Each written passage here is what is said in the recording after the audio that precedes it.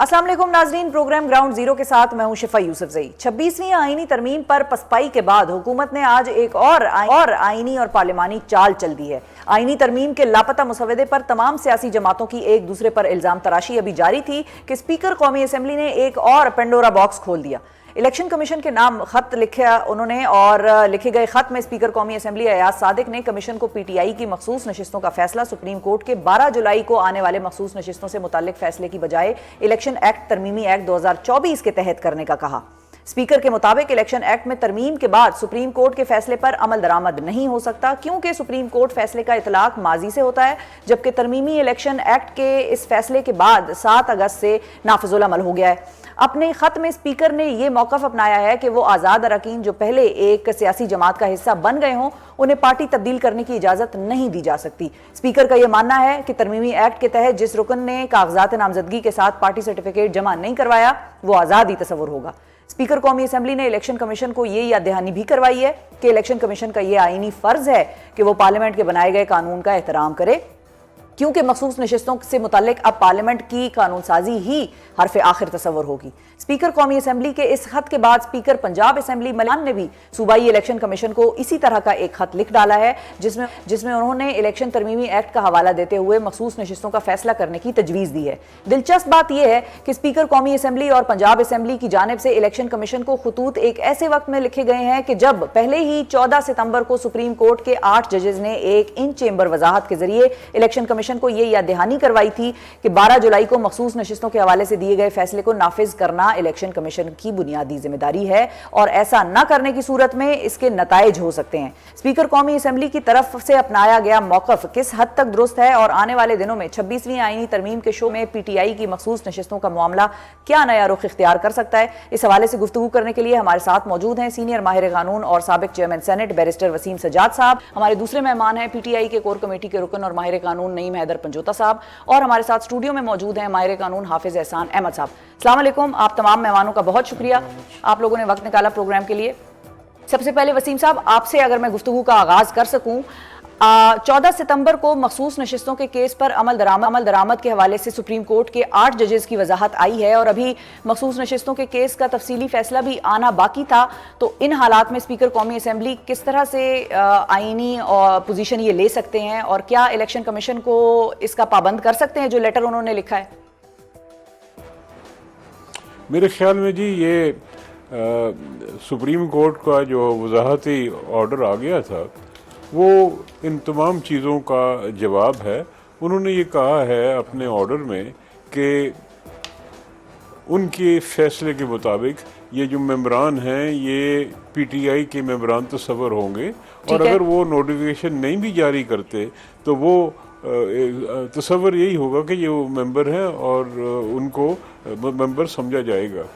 अब इसमें बुनियादी बात यह है जी कि सुप्रीम कोर्ट ने मखसूस हालात में एक ऑर्डर जारी किया है और इलेक्शन कमीशन को हुक्म दिया है जो कि आइन के तहत उन पर बाइंडिंग है। आइन कहता है कि तमाम इदारे जो हैं वो सुप्रीम कोर्ट के हुक्म के ताबे होंगे। ठीक है। दूसरी चीज़ ये है जी कि जो हुक्म सुप्रीम कोर्ट ने दिया था वो आइन की तशरीह करते हुए दिया था। उन्होंने वो आर्टिकल 51 है गालिबन जिसके तहत मुतनासिब नुमाइंदगी का जिक्र किया गया है, उसकी तशरीह करते हुए सुप्रीम कोर्ट ने ये सारा फैसला दिया था।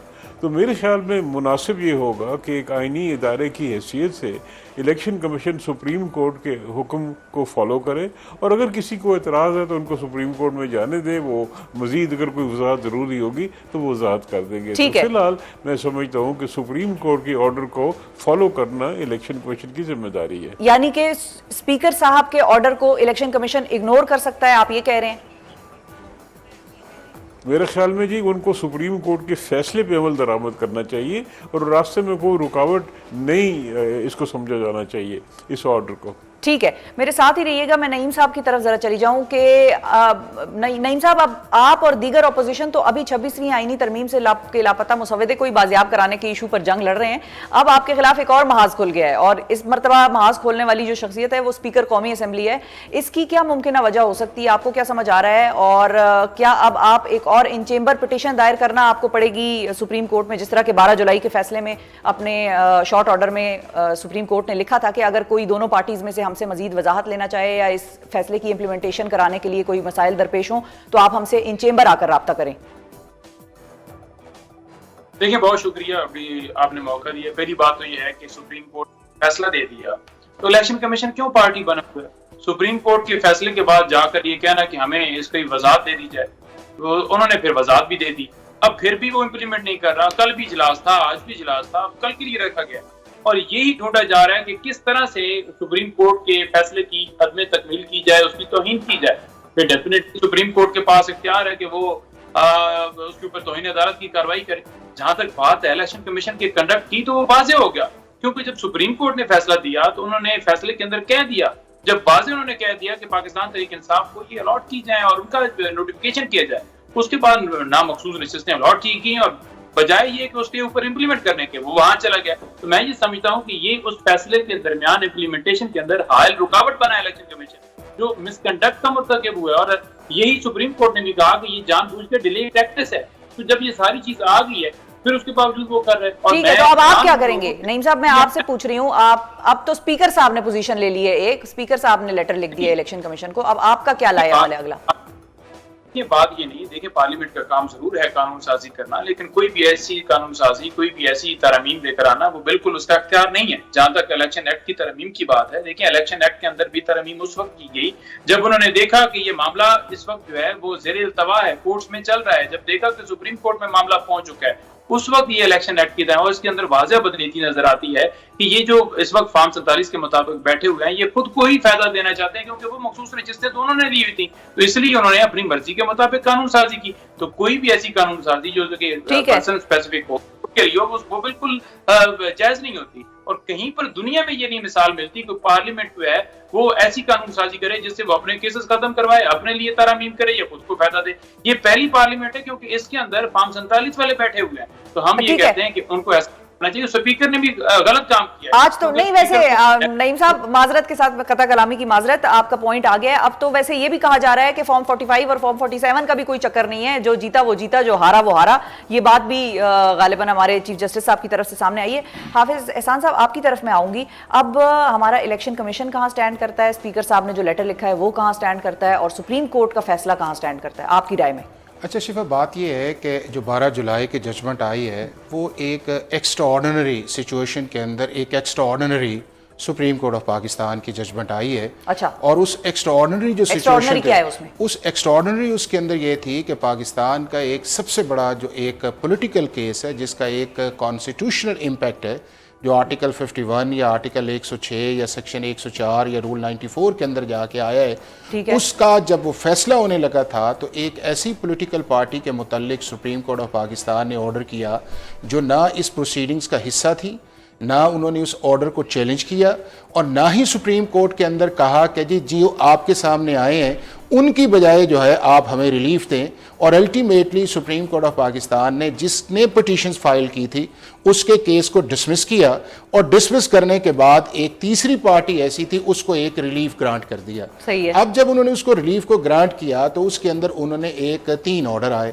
ایک آرڈر آیا آپ کا 8 ممبرز بینچ کا. اب جو 8 ممبرز بینچ تھا اس کے علاوہ جو 5 تھے انہوں نے پی ٹی آئی کو سپورٹ نہیں کیا تھا کہ انہیں ریلیف دیا جائے. اس کے اندر بذات خود انہوں نے یہ کہا کہ الیکشن کمیشن آف پاکستان اور پی ٹی آئی جو ہے وہ ہمارے پاس کلیریفیکیشن کے لیے آ سکتی ہے for implementation of the order, اور انہوں نے اس کے اندر سرٹن ڈیٹس رکھی کہ اس ڈیٹ تک جو ہے پی ٹی آئی اپنے ڈاکومنٹس جمع کروائے گی, الیکشن کمیشن آف پاکستان اس کے اوپر ایک فیصلہ کرے گا, اور اس کے بعد اگر کوئی پرابلم آتی ہے تو آ جائے. اب الیکشن کمیشن آف پاکستان نے پارشل اس کی کمپلائنس کر کے سپریم کورٹ نے جو بذات خود اختیار دیا تھا 188 کے نیچے جا کے جو ریویو ہوتا ہے اس کے علاوہ کہا کہ آپ ہمارے پاس آ جائیں.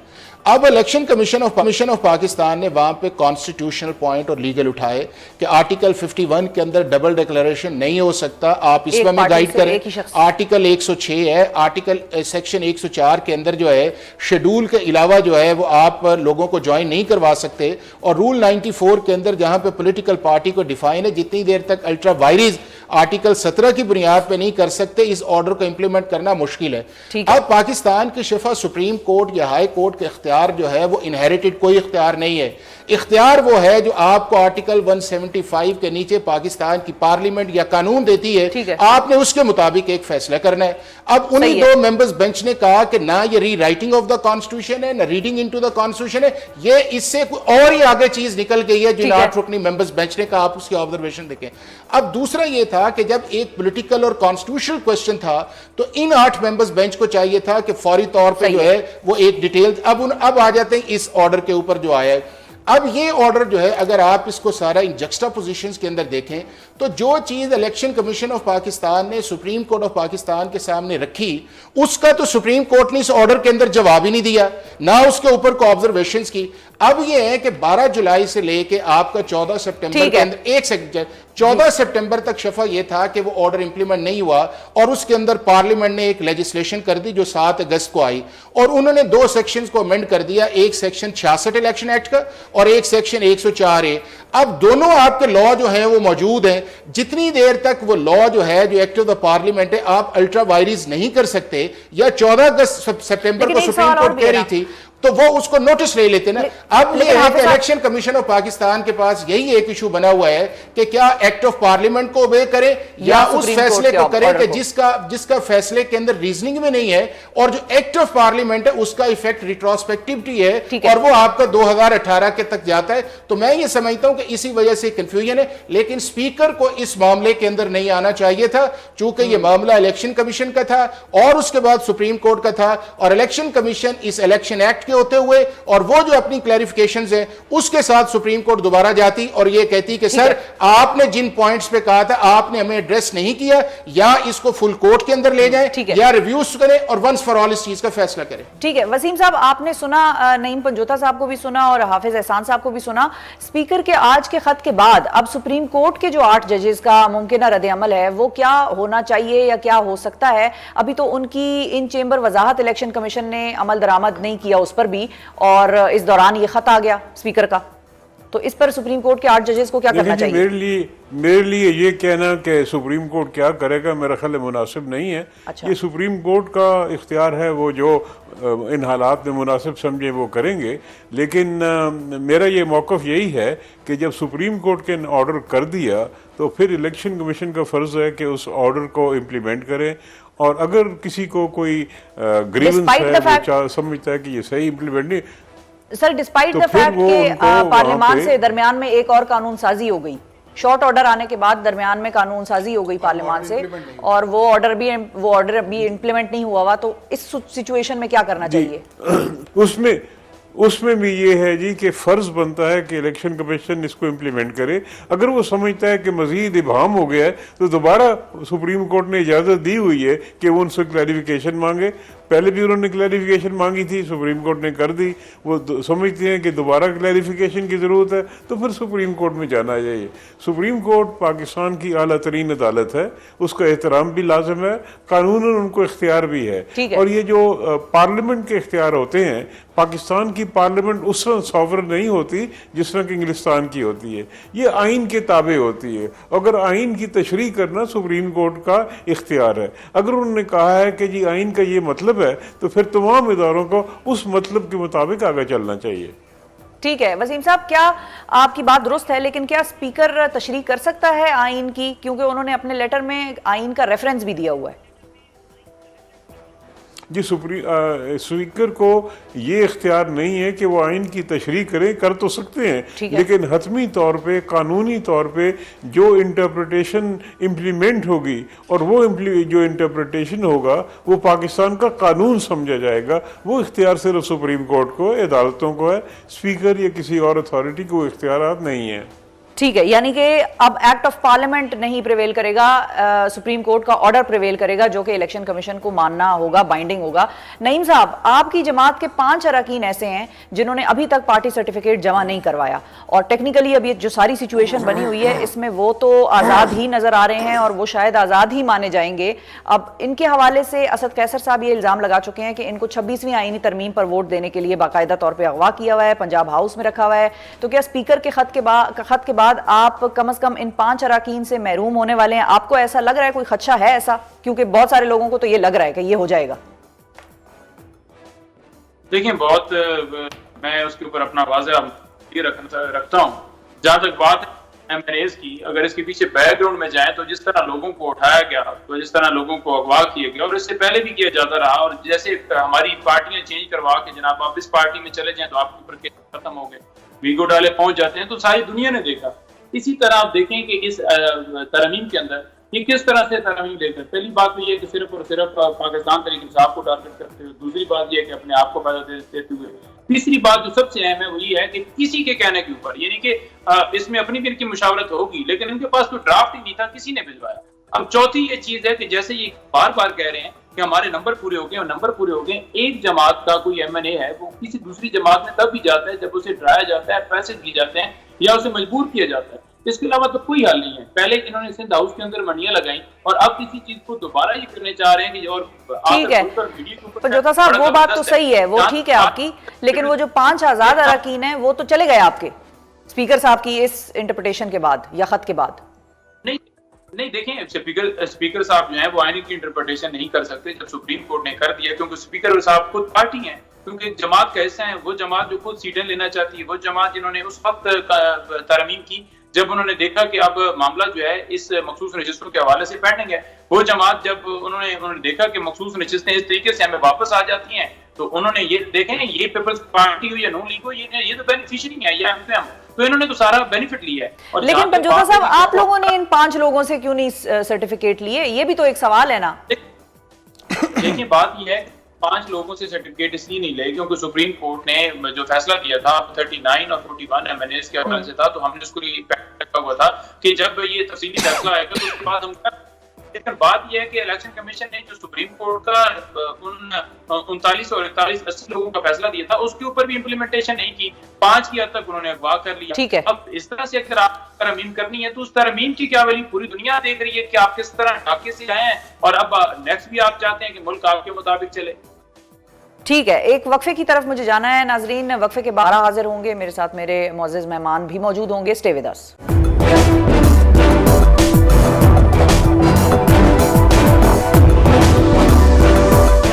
ویلکم بیک ناظرین, میرے ساتھ میرے مہمان موجود ہیں اور ہم 26ویں آئینی ترمیم اور جو آج اسپیکر قومی اسمبلی اور اسپیکر پنجاب اسمبلی کے خطوط آئے ہیں ان کے حوالے سے بات ہو رہی ہے. حافظ صاحب, اب آپ سے میں یہ جاننا چاہوں گی کہ ایک تو یہ ڈبل ڈکلیریشن کا معاملہ ہے جو آپ نے بھی اپنی بات میں اٹھایا, لیکن سوال اب یہی ہے کہ آیا سپریم کورٹ, کیونکہ اسی پہ اصل میں مسئلہ یہ ہے کہ کیا سپریم کورٹ کا آرڈر فالو ہوگا یا الیکشن ایکٹ کا وہ فالو ہوگا, پارلیمان نے جو قانون سازی کی ہے وہ فالو ہوگی.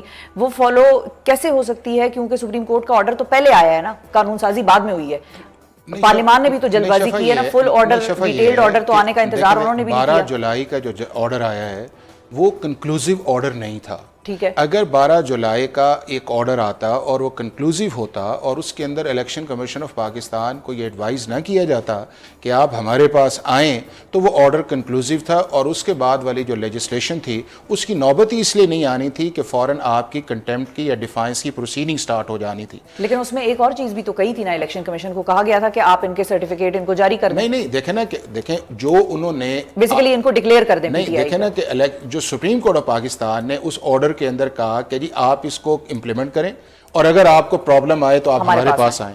اب جب انہوں نے امپلیمنٹ کیا تو ایز اے کانسٹیٹیوشنل باڈی انہوں نے کہا کہ اس حد تک ہمیں آئین یا قانون اجازت دیتا ہے, اور باقی کی جو چیزیں رہ گئی ہیں وہ جو ہیں وہ جا کے سپریم کورٹ فیصلہ کرے. اب شفا پرابلم اس لیے یہ آ رہا ہے کہ اگر P T I from day 1 اس پروسیڈنگز کا حصہ ہوتا تو آج یہ کانسٹیٹیوشن یا لیگل کنفیوژن نہیں آنی تھی. یہ کنٹروورسی کسی نہ کسی جگہ ایڈریس ہو کے سپریم کورٹ اس کے اوپر چلے جانا تھا. آپ کے پاس پرابلم اس لیے آ گیا کہ ایسی پولیٹیکل پارٹی جو ہے وہ آئی نہیں ہے, اور آپ نے خود مانا کہ ہمارا ایس آئی سی ہے, اور ایس آئی سی آرٹیکل 51 کے مطابق نہ انسائیڈ اسمبلی کے اندر بن سکتی ہے نہ آؤٹ سائیڈ ہے, چونکہ اس نے الیکشن نہیں لڑا, اور آپ نے صرف ایک پولیٹیکل پروسیس کے اندر جانے کے لیے ایک پولیٹیکلی کیا, کانسٹیٹیوشنلی یا لیگلی آپ کا کیس ٹھیک نہیں تھا. اور اسی کی بنیاد آپ دیکھیں کہ 4-1 سے نیچے فیصلہ آتا ہے اور پشاور ہائی کورٹ کا 5 ممبرز بینچ آتا ہے. اب جب معاملہ سپریم کورٹ کے اندر گیا تو آخری دن پتا چلا کہ سپریم کورٹ کی ججمنٹ پہ جائیں گے تو وہ تو نلیفائی ہو جائے گا نا. کس کا جو ہم اب تو سپریم کورٹ نہیں دیکھیں سپریم کورٹ نے جب 14 سپٹمبر کو کلیریفیکیشن ایشو کر رہا, دیکھ ایک تو یہ ہے کہ سپریم کورٹ کا کام نہ کلیریفیکیشن لینا ہے نہ کلیریفیکیشن دینا ہے. یہ بالکل نہیں ہے. آپ نے فیصلہ کرنا ہے, آپ کے پاس درخواست آئی ہے, آپ اسے ریجیکٹ کر دیں, نوٹس کریں, ایکسیپٹ کریں, یہ آپ کا ہے. یہ نہیں ہے کہ جی میں ایک کانسٹیٹیوشنل باڈی کے طور پہ کلیریفیکیشن لے رہا ہوں اور آپ اس کلیریفیکیشن, ہاں اگر یہ تھا تو پھر آپ کو یہ چاہیے تھا کہ انہیں سن تو لیتے. کبھی سپریم آرٹیکل 10A نہیں لگے گا یہاں پہ کہ ایک پاکستان کا کانسٹیٹیوشنل آفس آپ کے کہنے کے اوپر سپریم کورٹ کے اندر ایک درخواست دیتا ہے کہ سر آپ ہمارے ان ایشوز کو آپ پرابلم ہے ان کے آپ ہمیں ایڈریس کریں, اور سپریم کورٹ کہتی ہے نہیں جی, اور ان کے کانڈکٹ پہ چلی جاتی ہے, اور کانڈکٹ یہ کہتی ہے کہ ان کا کانڈکٹ ٹھیک نہیں ہے, اور دوسرا ان کے جو پولیٹیکل سٹرکچر جس پہ وہ بات کرتے ہیں اس کو ایک پارٹی ہیڈ کے طور پہ ڈکلیئر کر دیتے ہیں. اب وہ کانڈکٹ تو شفا ڈیفائنس کا اس وقت آئے کہ جب سپریم کورٹ آفر نہ کرے, اور دوسرا پولیٹیکل سٹرکچر کو انڈوس کرنا وہ سپریم کورٹ کا کام نہیں ہے, وہ تو سیکشن 209 یا 210 ہے, یا سیکشن 215 الیکشن ایکٹ کا ہے, وہ تو الیکشن کمیشن آف پاکستان کا ہے. اور پھر اگر یہ ڈیولپمنٹ آ گئی تھی, اور چونکہ میں یہ سمجھتا ہوں کہ اس سارے پروسیس کے اندر کسی نہ کسی جگہ پالیٹکس جو ہے وہ پاکستان کے سسٹم کے اندر گھس گئی ہے, اور جب آپ کے سامنے ایک سنڈے والے دن ایک سیشن ہونے جا رہا تھا اور سیچے والے دن یہ ایک چیز آئی, تو اگر یہ تھا تو سپریم کورٹ کو یہ تو پتا تھا اس چیز کا کہ پارلیمنٹ نے 7 اگست 2024 کو ایک لیجسلیشن کی ہے, اس کو اس کے اندر ذکر کر کے نوٹس کر کے کہتے کہ یہ پارلیمنٹ نے ہمارے اس ججمنٹ کو ڈیفیٹ کرنے کی کوشش کی ہے, لہذا ہم اس کے اوپر نوٹس کرتے ہیں, اسے نلیفائی کرتے ہیں. تو میرا خیال ہے کہ کسی نہ کسی جگہ ہاف کوک چیزیں جب چلتی ہیں تو پھر اس کے لیے جو پرابلم آتی ہے, اور یہ پرابلم جو ہے یہ پاکستان کے کانسٹیٹیوشنل سسٹم کے لیے, جوڈیشری کے لیے, پاکستان کی پبلک کے لیے, اور پاکستان کے یہ سارے لوگ جو اس پروسیس کے اندر ہیں, یہ ان کے لیے الٹیمیٹ اچھی نہیں ہے. ٹھیک ہے وسیم صاحب, اب آپ کی طرف میں آنا چاہوں گی کہ اب جو سپریم کورٹ نے ان چیمبر وضاحت دی ہے, اور اس میں یہ بھی کہا گیا ہے کہ چونکہ الیکشن کمیشن نے ہم سے رابطہ کیا تھا اور وہ ہمارے پاس آئے تھے یہ کنفیوژن لے کے کہ بھئی یہ تو پارٹی نہیں ہے اور پارٹی نہیں تھے, اور آپ نے ان کو کیسے سیٹیں دے دیں, اور پھر ان کا چیئرمین ہمیں نہیں پتا کہ کون ہے, کس کو ایڈریس کر کے ہم نے وہ خطوط لکھنے ہیں. تو اس کے جواب میں جب سپریم کورٹ نے وضاحت دی, تو کیا سپریم کورٹ ان چیمبر وضاحتیں نہیں دے سکتا یا دے سکتا ہے؟ دیکھیں جی, یہ وضاحت تھی. وضاحت کا مطلب یہ ہوتا ہے کہ جی آپ کے جو حکم ہے اس میں کوئی ابہام ہے اس کی وضاحت کریں. اس میں یہ نہیں ہوتا کہ جی ہم آپ کے حکم کو نہیں مانتے یا ہم آپ کے حکم سے ڈفر کرتے ہیں. انہوں نے تو یہ پوچھا تھا کہ جی یہ ہمیں دقت آ رہی ہے, آپ نے کہا تھا کہ ہم سے وضاحت لے لیں, تو ہم سے آپ وضاحت لینا چاہتے ہیں. تو یہ 8 ججز نے اپنی وضاحت کر دی ہے. تو یہ کوئی وہ مقدمہ نہیں ہے کہ جی الیکشن کمیشن کہے کہ جی ہم آپ سے اتفاق نہیں کرتے, آپ ہمیں سنیں.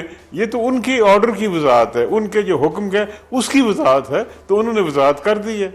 صحیح ہے. اچھا وسیم صاحب, ایک اور چیز بھی بتائیے کہ ابھی چونکہ ہم 26ویں آئینی ترمیم کے حوالے سے بھی بہت ڈسکشن سن رہے ہیں اور کر بھی رہے ہیں. مثال کے طور پہ یہ جو 26ویں آئینی ترمیم ہے اس پہ ووٹ ہو جاتا ہے پارلیمان کی طرف سے, اور اس کے اندر کوئی ایسی شک موجود ہے 63A جس کو ہم کہیں کہ بھئی فلور کراسنگ کو جو پریونٹ نہیں کر رہی بیسیکلی, اگر کوئی ایسا شخص جو کہ اپنی پارٹی لائن سے ہٹ کے اس میں ووٹ کرتا ہے, چاہے آزاد حیثیت میں ہو یا کسی پارٹی کا ڈکلیئرڈ ممبر ہو اور اس نے وابستگی کا سرٹیفکیٹ جاری کیا ہو, تو پھر کیا سٹینڈ کرے گا؟ کیا کیونکہ اس 26ویں آئینی ترمیم میں تو یہ کہا جا رہا ہے نا کہ اس کا ووٹ کاؤنٹ ہوگا اور وہ ڈی سیٹ بھی نہ ہو, تو کیا وہ ووٹ کاؤنٹ ہوگا اگر اس 26ویں آئینی ترمیم پر کیا کسی ایسے شخص نے ووٹ, یا وہ ووٹ کاؤنٹ ہی نہیں ہوگا چونکہ پچھلی آئین ایسی موجود ہے, ایسی شک موجود ہے کہ جس میں 63A کے تحت آپ کسی اور پارٹی کو ووٹ نہیں کر, کسی اور اپنی پارٹی لائن کے خلاف ووٹ نہیں کر سکتے؟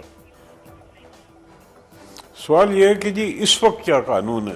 اس وقت جو قانون ہے 63A کا, اس میں یہ ہے کہ کوئی شخص جو کسی پارٹی کے ٹکٹ پہ الیکٹ ہوا ہو, تو وہ اگر پارٹی کے احکامات کے خلاف چند مخصوص سچویشن میں ووٹ کرتا ہے تو وہ نااہل ہو جائے گا.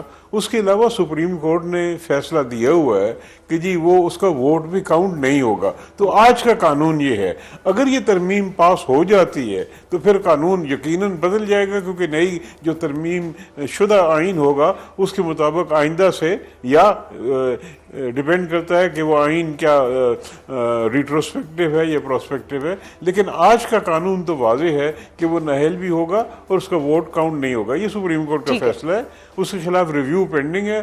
جب ریویو کا فیصلہ آ جائے گا مزید سامنے آ جائے گی. لیکن آپ جو سوال پوچھ رہی ہیں آج کے قانون کا, تو آج کا قانون تو بڑا واضح ہے کہ وہ کاؤنٹ نہیں ہوگا. بالکل صحیح ہے. پرجوتا صاحب, اب یہ ساری سچویشن آپ کے سامنے ہے, ترمیم کے حوالے سے آپ کو کیا لگتا ہے؟ ترمیم پھر آ رہی ہے کیونکہ نمبر گیمز پورا کرنے کی کوشش ہے, آپ یہ مانتے ہیں اس کو, اور اس کے بعد اب PTI کرے گی کیا؟ نہیں دیکھیں ترانیم نہیں بالکل آ سکتی. دیکھیں آپ نے دیکھا کہ پاکستان تحریک انصاف نے بھی اس کے اوپر اپنا رد عمل دیا, ہم نے پریس کانفرنس بھی کی, ہم نے آواز بھی اٹھائی, ہم نے آواز بلند کی, ہم نے ہر جگہ پر یہ بات کی. جہاں تک وکلا کی بات ہے, وکلا بھی آج دیکھیں آپ لاہور کے اندر جلسہ کر انہوں نے آج کنونشن کیا ہے, پشاور میں وہ جا رہے ہیں, ہر جمعرات کو لاہور کے اندر جو اسی طرح سے وہاں پر واک ہوگا ہائی کورٹ کے باہر. اور اسی کے ساتھ ساتھ اگر آپ دیکھ لیں تو ہمارا بھی جلسہ لاہور ہونے جا رہا ہے, جس میں سب سے بنیادی ہم نے یہی رکھا ہے کہ سپریم کورٹ کو آزاد کرانا ہے, سپریم کورٹ کی آزادی, عدلیہ کی آزادی جو پہلا ہمارا نعرہ ہے. پھر اس کے بعد ڈیفینیٹلی جمہوریت ہے یا خان صاحب کی رہا, یہ باقی چیزیں ہیں, تو ہم نے اس کے اندر وہ بھی رکھا ہوا ہے. اس کے ساتھ ساتھ اگر دیکھ لیں تو ابھی پاکستان بار کونسل نے بھی آج اس حوالے سے اعلامیہ جاری کیا ہے کہ بالکل جی ہمیں اعتماد میں جو ہے وہ لینا چاہیے تھا, اور یہ حکومت نے جو کیا ہے یہ غلط کیا ہے. سیکرٹ طریقے سے راتوں رات جو چھپا کر ایک ایسا ترمیمی مسودہ لے کر آ رہے تھے جس میں یہ چاہتے تھے کہ اپنی مرضی کے مطابق وہ کیا جائے, تو اس کے اوپر انہوں نے بھی کیا. کیونکہ اگر اوور آل دیکھیں پاکستان بار کونسل یا دیگر بار کونسل کے اندر تو زیادہ تر جو اس وقت لوگ ہیں وہ جو اسٹیک ہولڈرز ہیں وہ زیادہ تر ہیں پی ایم ایل این کے اور ان جماعتوں سے تعلق رکھتے ہیں, تو ان کے ساتھ ان کی زیادہ مناسبت ہے یا ان کے ساتھ ان کی زیادہ ایفیلیشن ہے. لیکن اس کے باوجود جب انہوں نے دیکھا کہ وکلا بھی بول رہے ہیں اور ساری دنیا بول رہی ہے, تو پھر آج انہیں بھی اعلامیہ آخر کر جاری کرنا پڑا. حالانکہ اعلامیہ پہلے دن ہی آ جانا چاہیے تھا جب رات کو وزیر قانون یہ کہہ رہے تھے کہ مجھے ابھی مسودہ مل گیا. تو میں نہیں سمجھتا کہ ساری صورتحال کے اندر ہوگا, اور اس وقت پیپلز پارٹی پہ ہو چکی ہے. باقی پی ایم ایل این کے بھی کچھ لوگ ادھر ادھر سے باتیں کریں, تو جو ساری صورتحال نظر آ رہی ہے اس کے مطابق وہ اب انہیں فیس سیونگ چاہیے کہ کس طرح عوام کے اندر جایا جائے کہ ہم تو یہ نہیں لانا چاہ رہے تھے, یہ کہیں اور سے آیا تھا. بالکل صحیح ہے, بہت شکریہ ادا کریں گے. وسیم سجاد صاحب ناظرین ہمارے ساتھ موجود تھے, نعیم حیدر پنجوتا صاحب ہمارے ساتھ موجود تھے, حافظ ہمارے ساتھ موجود تھے. آپ نے ہمارے جتنے بھی ہمارے پروگرام میں شامل تھے تینوں گیسٹس کا موقف سنا. وسیم سجاد صاحب کا موقف یہ ہے کہ بہرحال سپریم کورٹ کا آرڈر جو ہے وہ ماننا پڑے گا, سپریم کورٹ کا فیصلہ ماننا پڑے گا. حافظ احسان صاحب کی رائے اس کے برخلاف تھی, اس سے مختلف تھی. اب دیکھنا یہ ہے کہ کیا ہوتا ہے. جو بھی ہو, اداروں کا ایک دوسرے کے آمنے سامنے آنا اور ایک دوسرے کے معاملات میں انٹرفیئر کرنا یا ایک دوسرے کی جیورسڈکشن کو کسی بھی طور سے وائلیٹ کرنا یا اس تاثر کا جانا, یہ ٹھیک چیز نہیں ہے. بہرحال اس کو دیکھتے ہیں کہ کس طرح سے ہماری حکومت اور ہمارے ادارے سالو کریں گے. اس سیگمنٹ کو جب میں اینڈ کروں گی ناظرین, تو وقفے کے بعد میں حاضر ہوں گی آپ کی خدمت میں دوبارہ, اور ہم بات کریں گے کہ پاکستان کی جان پولیو وائرس سے کب چھوٹے گی اور کس طرح سے چھوٹے گی, ایک وقفے کے بعد.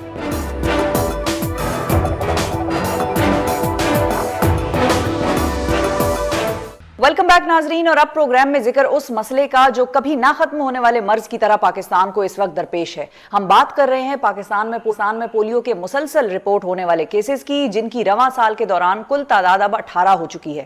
سرکاری اعداد و شمار کے مطابق بلوچستان پولیو کیسز میں سر فہرست ہے, جہاں سے سال 2024 کے دوران اب تک 13 کیسز رپورٹ ہو چکے ہیں. سندھ 3 کیسز کے ساتھ دوسرے نمبر پر ہے, جبکہ پنجاب اور اسلام آباد سے ایک کیس رپورٹ ہوا ہے. 16 سال بعد یہ پہلا موقع ہے کہ اسلام آباد سے پولیو کا کوئی کیس رپورٹ ہوا ہے. پولیو سے سب سے زیادہ متاثر صوبے بلوچستان کی اگر بات کی جائے تو اب تک رپورٹ ہونے والے 13 کیسز میں سے 3 بچوں کی اموات بھی ہو چکی ہیں, جن کا تعلق قلعہ سیف اللہ, کوئٹہ اور بارکھان سے تھا. تازہ ترین تحقیقات کے مطابق بلوچستان کو اس وقت WP1 وائرس کا سامنا ہے, اور اس وقت 36 میں سے 20 اضلاع میں پولیو وائرس کی موجودگی کا انکشاف ہوا ہے.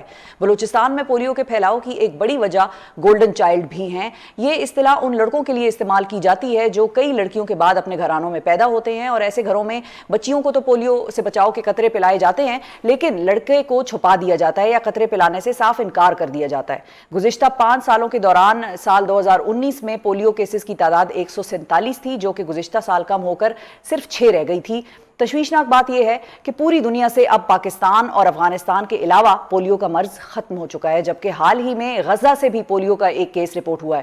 عالمی ادارہ صحت کی طرف سے کسی بھی خطے کو اسی وقت پولیو سے پاک قرار دیا جاتا ہے کہ جب اس خطے کے تمام ممالک سے مسلسل 3 سال تک کوئی نیا کیس پولیو کا رپورٹ نہ ہو. پاکستان میں پولیو کے ساتھ ساتھ ہیلتھ ورکرز کی سیکیورٹی بھی اب ایک بہت بڑا ایشو اور چیلنج بن گیا ہے ہمارے لیے. سال 2024 کے دوران پولیو ہیلتھ ورکرز پر حملوں کی شدت میں اضافہ ہوا, اور صرف خیبر پختونخوا میں اب تک 51 ہلاکتیں رپورٹ ہو چکی ہیں پولیو ہیلتھ ورکرز کی. پولیو ہیلتھ ورکرز کی سیکیورٹی سے متعلق ایک اور لرزہ خیز واقعہ 17 ستمبر کو جیکب آباد میں پیش آیا, اس وقت جب ایک خاتون پولیو ہیلتھ ورکر کو 3 افراد کی جانب سے گینگ ریپ کا نشانہ بنایا گیا. یہ واقعہ اس وقت پیش آیا کہ جب متاثرہ خاتون علاقے میں بچوں کو پولیو ویکسین پلانے کے لیے دورے پر تھی. بات یہیں ختم نہیں ہوتی ناظرین، کیونکہ اس واقعے کے بعد متاثرہ خاتون کو اس کے اپنے شوہر نے کاری قرار دے کر گھر سے نکال دیا اور دوبارہ گھر آنے کی صورت میں اس کو جان سے مارنے کی دھمکیاں دیتا رہا۔ اگر پولیو ہیلتھ ورکرز کو ایک جانب اپنی جان کا خطرہ ہے تو دوسری طرف اب انہیں گینگ ریپ جیسے گھنونے جرائم کا بھی سامنا کرنا پڑے گا۔ پولیو ہیلتھ ورکرز کی پاکستان میں سیکیورٹی کے حوالے سے انتہائی تشویشناک صورتحال کی طرف یہ ایک واضح اشارہ ہے، یہ ساری صورتحال جو کر رہی ہے۔ اس ساری گمبھیر سچویشن پر، پریشان کن صورتحال پر بات کرنے کے لیے ہمارے ساتھ اسٹوڈیو میں موجود ہیں عائشہ رضا فاروق صاحبہ، جو کہ مسلم لیگ نون کی سابق سینیٹر ہیں اور آج کل پاکستان کی فوکل پرسن ہیں برائے پولیو پروگرام۔ السلام علیکم عائشہ صاحبہ۔ وعلیکم السلام۔ بہت شکریہ عائشہ، آپ نے وقت نکالا۔ میں جب یہ بتا رہی تھی سارا کچھ، میرے تو آئی گاٹ گوز بمپس۔ مطلب پولیو ہیلتھ ورکرز کا گینگ ریپ ہم سوچ بھی کیسے سکتے ہیں؟ جی شفا، تھینک یو، آپ نے مجھے اس سیگمنٹ میں انوائٹ کیا اور میں آپ کے پروگرام کے تھرو شدید کنڈیم کرتی ہوں۔ بہت قابل مذمت ہے، افسوسناک ہے کہ جو ہماری پولیو ورکرز جو گھر گھر پاکستان کی ہر دہلیز کھٹکھٹاتی ہیں ہمارے بچوں کو پولیو جیسی مہلک بیماری سے بچانے کے لیے، ان کے ساتھ پھر ایسا سلوک کرنا۔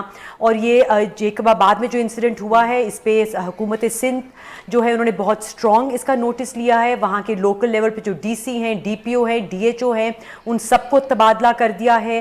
جو یہ ہماری ورکر ہے اس کو تحفظ دیا جا رہا ہے، وہ علیحدہ گھر میں رہ رہی ہے، رپورٹ کو اور کیس کو بہت اسٹرانگلی فالو کر رہے ہیں اور ہم امید رکھتے ہیں کہ اس کیس میں جو کلپرٹ ہے اس کو پکڑے گئے ہیں، لیکن ان کو سخت سے سخت سزا ملے گی۔ رپورٹ ہو رہا ہے کہ وہ پکڑے گئے ہیں، بالکل پکڑے گئے ہیں، لیکن اس کے ساتھ یہ ضروری ہے کہ ہم سب مل کر سوسائٹی، کمیونٹی، فیملی اس کو تحفظ دے۔ ایک بچی سے زیادتی ہوتی ہے، اس کو ہمیں مل کر تحفظ دینا ضروری ہے۔ زیادہ کنسرننگ بات اور زیادہ پرابلمٹک ڈسٹربنگ بات یہ ہے کہ اس کو اپنا شوہر وہ گھر میں ایکسیپٹ نہیں کر رہا، اس کو کاری کر کے کہتا ہے تم واپس آئی تو میں تمہیں قتل کر دوں گا۔ اس تو شوہر کو سب سے پہلے گرفتار کرنا چاہیے، ایون بیفور دا۔ جی میری اس کے بارے میں چیف سیکرٹری سندھ آصف صاحب سے بات ہوئی ہے، میری ڈاکٹر عذرا سے بات ہوئی ہے جو وہاں پہ وزیر صحت ہیں، اور انہوں نے مجھے یقین دہانی کرائی ہے کہ وہ trying their best to ensure کہ جو ایک تھریٹس اس کو مل رہی تھی اپنے میاں اور فیملی ان لاز کی طرف سے، ان کو وہ بہت they will just make sure that those are taken back and the husband's going to be given a clear message that this is certainly not acceptable۔ بالکل صحیح ہے۔ اچھا اب عائشہ ہم آ جاتے ہیں اپنے اس پولیو کیس جو کیسز بڑھ رہے ہیں، what suddenly went wrong? Did something really went wrong؟ یا ہماری مطلب اویئرنیس کا لیول اگر ایک طرف ہم دیکھیں، میرا تعلق کیونکہ خیبر پختونخوا سے ہے، وہاں پر تو بہت زیادہ یہ پرابلم ہوتی تھی کہ بھئی پولیو بچوں کو نہیں پلانا، اور وہاں پر باقاعدہ کیمپینز چلتی تھیں اور مساجد سے بھی وہ ایک ایکسیپٹیبلٹی اس پروگرام کی طرف سے نہیں آتی تھی، ممبر مساجد جو ہم کہتے ہیں۔ اب تو وہاں پر اگر وہاں سے کوئی کیس نہیں آیا، اس کا مطلب ہے کہ یہ گڈ نیوز ہے۔ لیکن ساتھ ہی ساتھ بلوچستان سے 13 کیسز کا سامنے آنا ایک ہی سال کے اندر، اسلام آباد سے 16 سال کے بعد ایک کیس سامنے آنا، what happened؟ جی یقینی طور پہ میں آپ کو ناظرین کو اور آپ کو بتاتی چلوں کہ حال ہی میں پاکستان پولیو ایریڈیکیشن انٹرپشن کے بہت قریب آ گیا تھا۔ 14 مہینے 2021 میں 14 مہینے مسلسل پاکستان سے کوئی WPV کا کیس نہیں آیا تھا۔ پھر ایک دم سے ہم نے جنوبی KP میں دیکھا کہ 20 کیسز آ گئے سامنے، اور پھر جب پورا پروگرام کی اٹینشن جو ہے یا انرجیز جو ہیں وہ یہاں پہ وائرس فائٹ کرنے میں لگی، تو میرے خیال میں باقی پورے ملک میں کمپلیسنسی آ گئی اور سب نے سوچا کہ بس اب ہم نے خاتمہ شاید کر لیا ہے۔ اور پھر ہی ہم نے ایک دم سے اب دیکھا ہے کہ پاکستان کے اب 66 districts all over the country میں انوائرمنٹل سیمپلز میں پولیو کا وائرس پایا جا رہا ہے۔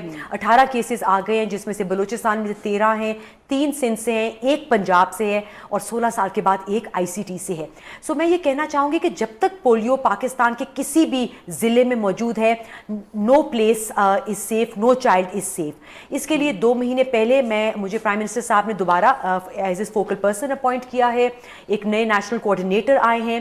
ہم دوبارہ سے ایک ایمرجنسی بیسس پہ ہم نے کام کرنا شروع کیا ہے۔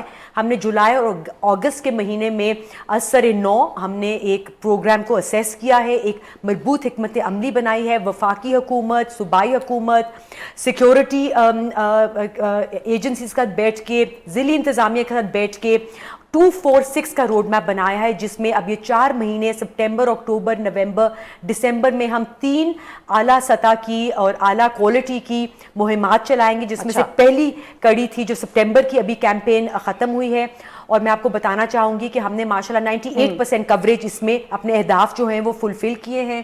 یہ پاکستان سے 115 ضلعوں میں چلی, 3 کروڑ 30 لاکھ بچوں کو یہ اس لیے ہمارا ہدف تھا کہ ہم قطرے پلائیں گے.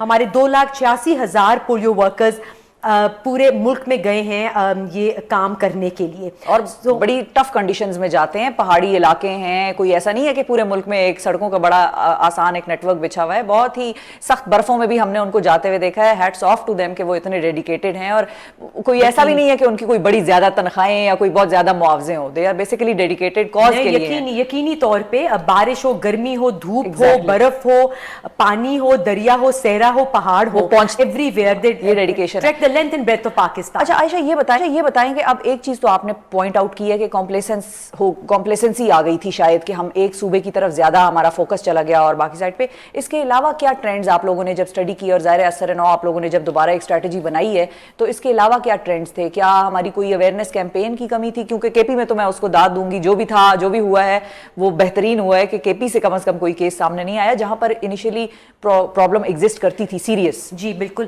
شفا, اس وقت ہمارے کور ریزروار ایریاز 3 ہیں, ایک کوئٹہ بلاک ہے ہمارا, ایک کراچی ہے, اور ایک خیبر پشاور اور ساؤتھ کے پی تھا.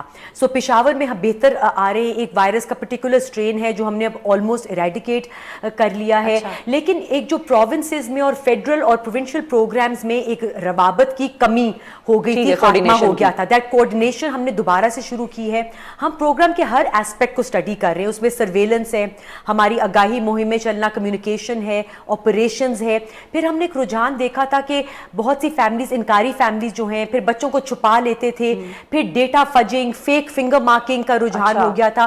سو اب ہم پھر سے اکٹھے مل کے تمام ضلع انتظامیہ ٹیموں کے ساتھ مل کے اپنی فرنٹ لائن ورکرز کو موٹیویٹ کر رہے ہیں, ان کو یہ باور کرا رہے ہیں کہ یہ کتنا عظیم نوبل کاز ہے جس میں ہم سب کو ایک مشترکہ ذمہ داری ہے, والدین کی, سول سوسائٹی کی, علماء کی, اساتذہ کی, کہ ہم مل کے اپنے ہر 5 سال سے کم بچے کو 2 پولیو کے قطرے پلا کر نہ صرف ان کی صحت اور ان کے مستقبل کو بہتر بنائیں, بلکہ جو پاکستان کی طرف پوری دنیا کی نظریں ہیں کہ یہ ملک اور افغانستان اب 2 رہ گئے انڈیمک کنٹریز جو پولیو کا خاتمہ نہیں کر پائے. تو it's about time that Pakistan shows to the world کہ ہمارے میں کیپیسٹی ہے, ہم کر سکتے ہیں. لیکن اس کے لیے ضرورت شفا, sorry I am interrupting you, یہ ہے کہ ہم یکجا طور پر پورے ملک میں اکٹھی مہم چلائیں.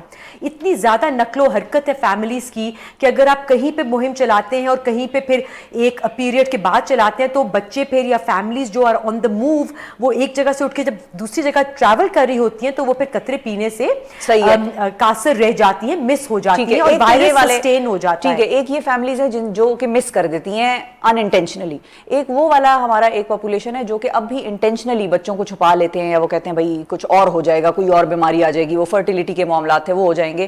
یہ بیریئر ہم کیوں نہیں اتنے عرصے میں توڑ پا رہے, یا اس چیز کو کیوں نہیں ختم کر پا رہے؟ کمیونیکیشن ٹھیک نہیں ہے, اویئرنیس, کیونکہ ہم نے تو فتوے بھی دلوائے ہیں, علماء کرام کو ہم نے آن بورڈ لے کر آئے ہیں اس پروگرام کے لیے, انہوں نے بھی اپنے طور پر یہ بات کی ہے کہ آپ پلائیں, دس از سیف, اس سے اور کوئی بیماری کا خطرہ نہیں ہے.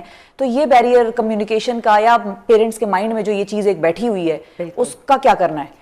دیکھیں unfortunately it's a documented fact کہ جو فیک نیوز یا مسکنسیپشنز ہیں وہ زیادہ ریپڈلی پھیلتی ہیں اور سرکولیٹ کرتی ہیں بجائے کہ حقیقی اور سچی نیوز کے. اور ہم یہ ریپیٹڈلی اپنی آگاہی مہم میں بتاتے رہے ہیں, کمیونیکیشن میسیجز میں, کہ یہی ویکسین ہے جو تمام اسلامک ممالک نے بھی پلا کے اپنے ملک سے پولیو کا خاتمہ کیا ہے. اس میں کوئی حرام چیز نہیں ہے, اور یہ چیز ہم لوکل لیول پہ جہاں پہ ٹرائبل ایلڈرز یا پولیٹیکل ایلڈرز یا اسلامی اسکالرز کا جہاں پہ انفلوئنس زیادہ ہے, ان کے تھرو ہم لوکل لیول پہ زیادہ کام کر رہے ہیں تاکہ ہم ان کو فیملیز کو باور کرا سکیں کہ بار بار تب تک پلائیں. یہ ویکسین آپ کو عمر بھر کے لیے اپاہج کر سکتا ہے, کبھی یہ موت کا سبب بھی بن سکتا ہے. لیکن چونکہ پاکستان میں اور ایشوز ہیں, میل نیوٹریشن ہے, یہاں پہ گیسٹرو انٹیسٹل رہتی ہیں, انفیکشنز رہتی ہیں, تو قوت مدافعت بچوں کی جب بہت کم ہوتی ہے تو پھر آپ کو بہت زیادہ متبادر بار پولیو کے قطرے پینے پڑتے ہیں, آپ کی امیونٹی ویک ہو جاتی ہے. بالکل صحیح ہے. بہت شکریہ ادا کریں گے. عائشہ رضا فاروق صاحبہ ناظرین ہمارے ساتھ موجود تھیں. ہم دعا کر سکتے ہیں کہ پاکستان ایک دن پولیو سے پاک ہو اور پاکستان کا کوئی بچہ پولیو سے سفر نہ کرے. اور عائشہ نے جانے سے پہلے یہ بھی باور کرایا ہے کہ جو جیکب آباد میں ہماری اس پولیو ہیلتھ ورکر کے ساتھ ہوا ہے وہ آئندہ بھی نہ ہو اور اس کے بھی جو کلپریٹس ہیں ان کو سخت سے سخت سزا ملے. اس سال کی عائشہ فائنلی آپ کی ٹیگ لائن کیا ہے پولیو کی؟ جی سب اکٹھے مل کر جلد سے جلد پاکستان سے پولیو کا خاتمہ کر کے دکھائیں. اسی ٹیگ لائن کے ساتھ بہت شکریہ ادا کریں گے عائشہ رضا فاروق صاحبہ کا اور امید کریں گے کہ پولیو پاکستان سے ایک دن ختم ہو. اب ناظرین آپ سے پروگرام ہوگی اگلے ہفتے پیر کے دن. اپنا بہت خیال رکھیے, بچوں کو پولیو کے قطرے پلانا نہ بھولیے. ہمیں اور پاکستان کو دعاؤں میں یاد رکھیے. اللہ حافظ.